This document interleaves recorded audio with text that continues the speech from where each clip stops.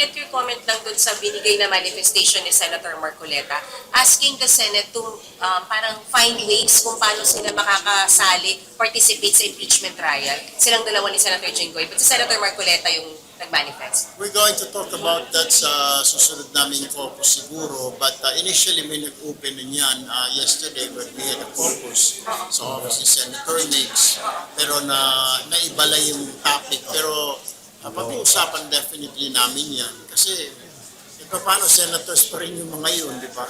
Si Senator Jinggoy was only suspended, pero Senator Marcoleta wala pa. So, for me, personally, why not, di ba? Bakit hindi sila pwedeng mag-attend ng trial?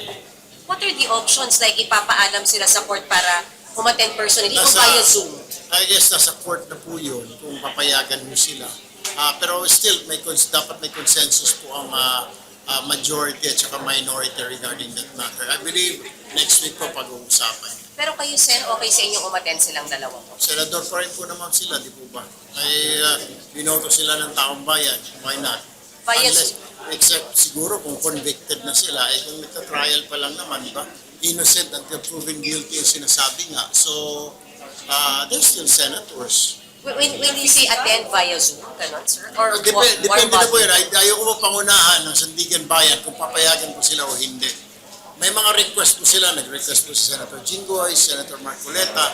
Pero dapat po ang request, hindi po sa amin, doon po sa Sandigan Bayan. Pag papayagan sila, diwan na.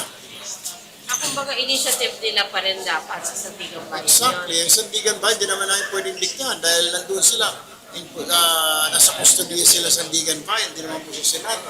So kung papayag po ang Sandigan Bayan, pero hindi naman ho natin pwedeng diktahan yun. May pag pumayag, then why not, di ba?